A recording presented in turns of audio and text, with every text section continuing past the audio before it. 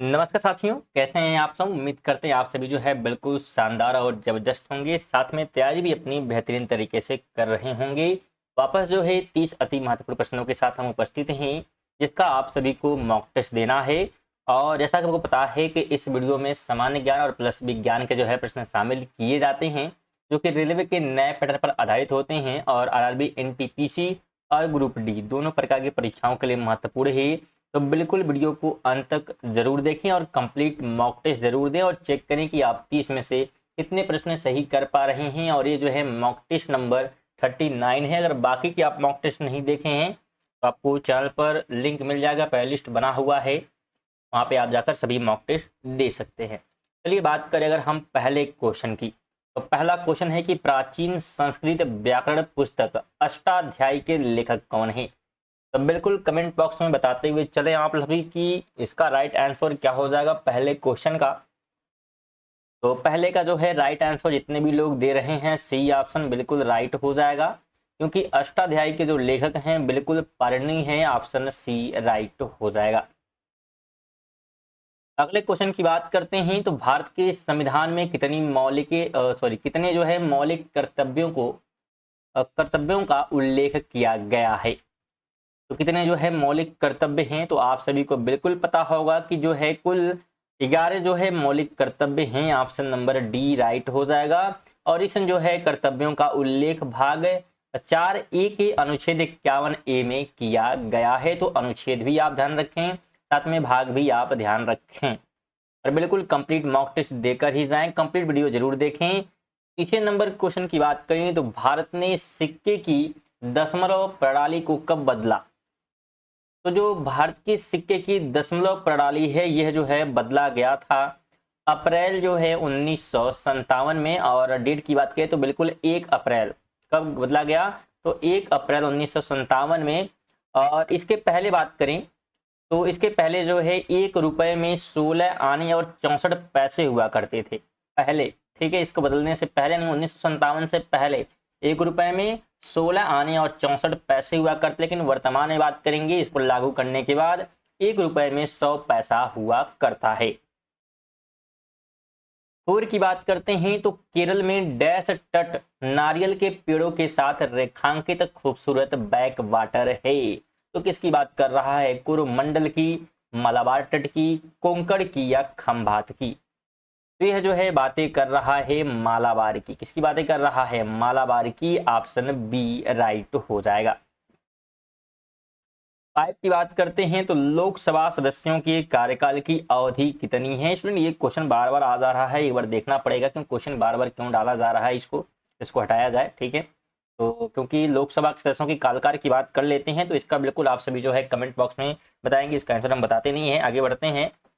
6 number question है कि भारत के विकलांग लोगों के विषयों और मुद्दों को किस मंत्रालय द्वारा शासित किया जाता है। तो ये सभी जो है शासित होती हैं सामाजिक न्याय और सशक्तिकरण के माध्यम से। ऑप्शन नंबर ए राइट हो जाएगा। 7 की बात करते हैं तो अंग्रेजों ने वर्ष डैश में उड़ीसा के खोंडो के साथ शांति समझौते पर हस्ताक्षर किए थे। तो कब जो है किया गया था, अंग्रेजों ने कब किया था ये, तो ये हस्ताक्षर जो है 1848 में किया गया था। ऑप्शन ए राइट हो जाएगा। स्टूडेंट ध्यान रखें जितने प्रश्न लिए जा रहे हैं सभी जो है प्रीवियस क्वेश्चन हैं या तो संभावित प्रश्न हैं। तो बिल्कुल वीडियो को अंत तक देखें और कंप्लीट मॉक टेस्ट देखकर ही जाएं। और साथ में अगर आप करंट अफेयर पढ़ना चाहते हैं तो आप करंट अफेयर भी इसी चैनल पर पढ़ सकते हैं। डेली सुबह 6 बजे करंट अफेयर की वीडियो आती है जिसमें एमसीक्यू करंट अफेयर कवर कराए जाते हैं, जो कि सभी प्रकार की परीक्षाओं के लिए महत्वपूर्ण होते हैं। इसलिए चैनल को अगर आप सब्सक्राइब नहीं किए हैं तो जरूर चैनल को सब्सक्राइब कर लें, जिससे आपको नोटिफिकेशन जो है टाइमली मिलती रहेगी। चलिए 8 नंबर क्वेश्चन है कि रुकुरा मध्यम सिंचाई बांध परियोजना किस राज्य में स्थित है। तो अगर हम रुकुरा मध्यम सिंचाई बांध परियोजना की बात करते हैं तो यह स्टूडेंट ध्यान रखिएगा यह कहाँ पर है, तो उड़ीसा में। ऑप्शन क्या हो जाएगा, तो बिल्कुल बी राइट हो जाएगा। 9 की बात करें तो कांटेदार वन डैश में पाए जाते हैं। तो बताने का प्रयास करें जो कांटेदार वन है कहाँ पाए जाएंगे, सिक्किम में, राजस्थान में, केरल में या कश्मीर में। तो जो कांटेदार वन होते हैं, ये सभी जो है राजस्थान में मिलते हैं। ऑप्शन नंबर बी राइट हो जाएगा। 10 की बात करें तो साहित्य के क्षेत्र में उत्कृष्टता के लिए निम्नलिखित में से कौन सा पुरस्कार प्रदान किया जाता है? ऑप्शन दिए गए हैं, ग्रैमी पुरस्कार है, पुलित्जर पुरस्कार है, अर्जुन पुरस्कार या नवलेखन पुरस्कार। तो पुरस्कार यहाँ पे मिलता है नवलेखन पुरस्कार। ऑप्शन नंबर डी राइट हो जाएगा। 11 की बात कर लेते हैं, इनमें से कौन सा जीव भारत का राष्ट्रीय जल जीव है? तो बताने का प्रयास करें, इनमें से कौन सा जीव भारत का राष्ट्रीय जल जीव है? तो आप सभी को पता होगा, गंगा नदी की डॉल्फिन जो है, ये जो है राष्ट्रीय जल जीव है। और इसे कब बनाया गया था? तो 2009 में जो है राष्ट्रीय जीव के रूप में इसे घोषित किया गया था। तो ऑप्शन सी आपको ध्यान रखना है। 12 की बात करते हैं, तो निम्नलिखित में से कौन सरकारी विधेयक को प्रस्तावित कर सकता है? तो सरकारी विधेयक को प्रस्तावित करने का जो अधिकार है संसद के किसी भी सदन में मंत्री जो है कर सकता है। ऑप्शन डी हो जाएगा कि संसद के किसी भी सदन में मंत्री जो है कर सकता है। 13 की बात करते हैं, तो कौन सा राष्ट्रीय राजमार्ग दिल्ली और मुंबई को जोड़ता है? स्टूडेंट, क्योंकि ये पुराना प्रीवियस क्वेश्चन जो है लिए गए हैं रेलवे ग्रुप डी के पेपर से, इसलिए क्या है ये पुराना क्वेश्चन है। तो इसके हिसाब से बात करेंगे तो बी हो जाएगा NH8। लेकिन स्टूडेंट प्रेजेंट टाइम में बात करते हैं तो इसका नाम बदल दिया गया है और इसका नाम हो गया है NH48। क्या कर दिया गया है? NH48 कर दिया गया है, जो दिल्ली और मुंबई को जोड़ता है। 14 नंबर क्वेश्चन है कि भारत के राष्ट्रपति बनने से पहले इनमें से किसे भारत रत्न पुरस्कार से सम्मानित किया गया था? तो उस व्यक्ति का नाम जो है S Radhakrishnan. Option number B right हो जाएगा। अगला क्वेश्चन है कि प्रधानमंत्री सांसद आदर्श ग्राम योजना कब शुरू की गई थी? स्टूडेंट, इसकी जो शुरुआत है ये की गई थी 11 अक्टूबर 2014 को। ऑप्शन नंबर ए राइट हो जाएगा। 16 की बात करें, जवाहर ग्राम समृद्धि योजना किस वर्ष शुरू की गई? जवाहर ग्राम समृद्धि योजना की बात कर रहा है तो यह जो है शुरू किया गया था 1999 में। ऑप्शन सी राइट हो जाएगा। 17 है कि सिक्किम के लोगों को उनके अद्भुत मुखौटा नृत्य के लिए जाना जाता है और सिक्किम में नृत्य के इस रूप को क्या कहते हैं? जो सिक्किम में मुखौटा लगाकर लोग डांस करते हैं, नृत्य करते हैं, उसे किस रूप में जानते हैं? तो उसे जो है कहा जाता है छम नृत्य। क्या कहते हैं? छम नृत्य। ऑप्शन सी हो जाएगा, छम छम। 18 है कि किस ब्रिटिश प्रधानमंत्री ने क्रिप्स मिशन को भारत भेजा? बताने का प्रयास करें, किस जो है ब्रिटिश प्रधानमंत्री ने क्रिप्स मिशन को भारत भेजा था? तो उस जो है प्रधानमंत्री का नाम था Winston Churchill. Option number B हो जाएगा। और क्रिप्स मिशन जो है भारत आया था 1942 में। और इसको आने का जो उद्देश्य था, तो सेकेंड यानी कि द्वितीय जो है विश्व युद्ध में भारतीयों के जो है योगदान को सराहने के लिए क्रिप्स मिशन भारत आया था। 19 की बात करें तो निम्नलिखित में से कौन सा भारतीय स्मारक यूनेस्को की विश्व धरोहर स्थलों की सूची में है? तो सूची में है की बात कर रहा है तो खजुराहो स्थित है। कहां पर है? खजुराहो। तो ये जो है महाराष्ट्र के औरंगाबाद में क्या है? तो स्थित है। 20 की बात कर लेते हैं तो 20 नंबर क्वेश्चन है, निम्नलिखित राष्ट्रवादी नेताओं में कौन मराठी समाचार पत्र केसरी के संस्थापक और संपादक थे? तो बताने का प्रयास करिएगा। केसरी की बात हो रही है, पत्रिका है केसरी।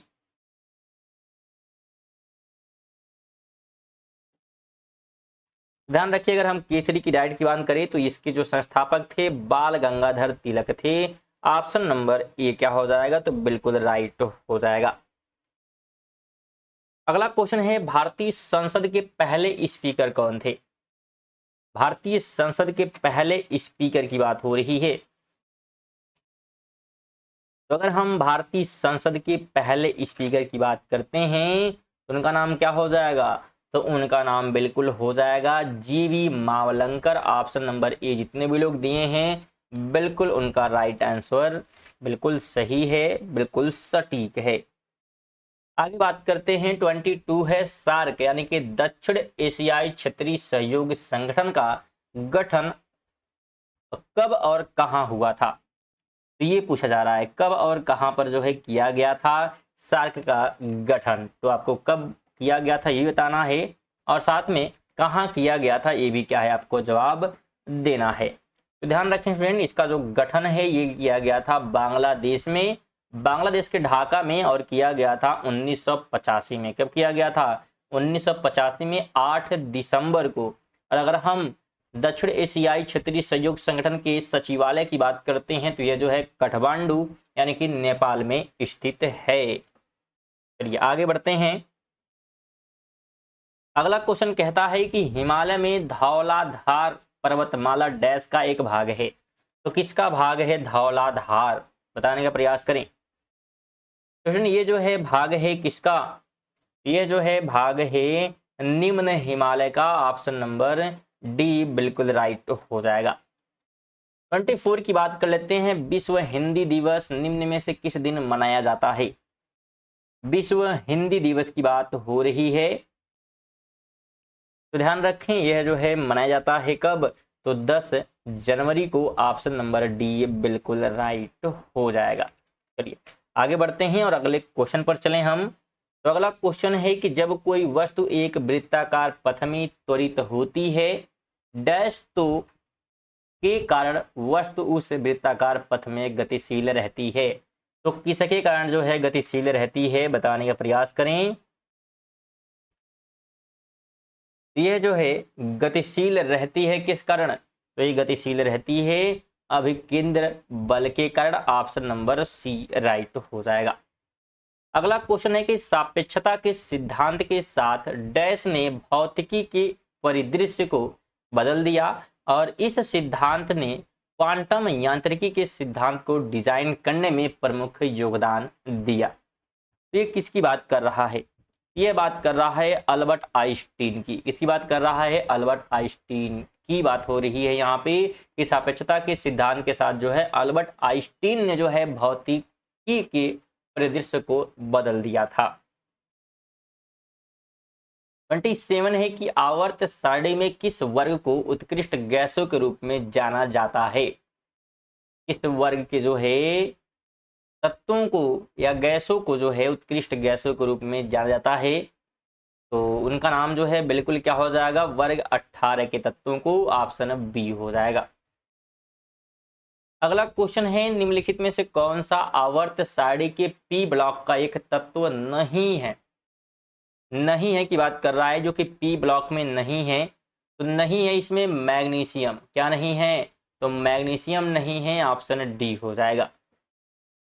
29 की बात कर लेते हैं। तो कोशिका द्रव में राइबोसोम, माइटोकांड्रिया और गाल्जी कॉइक जैसे डैश होते हैं। तो ये सभी क्या हैं?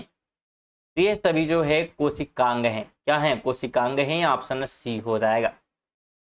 30 की बात कर लें तो पौधों में स्वतंत्र रूप से संगठित संवाहक नलियों के रूप में कितने पथ निर्मित होते हैं? तो इसमें जो है 2 पथ निर्मित होते हैं। ऑप्शन डी राइट हो जाएगा। तो ये थे हमारे 30 आज के मॉक टेस्ट के क्वेश्चन। आप इतने 30 प्रश्नों में से कितने प्रश्न सही कर पाए हैं कमेंट बॉक्स में जरूर बताइएगा। साथ में वीडियो को लाइक करके और चैनल को सब्सक्राइब करके ही जाएं और कम से कम वीडियो को अपने एक दोस्त का जरूर शेयर करिएगा। चलिए मिलते हैं अगली वीडियो में, तब तक के लिए जय हिंद, वंदे मातरम।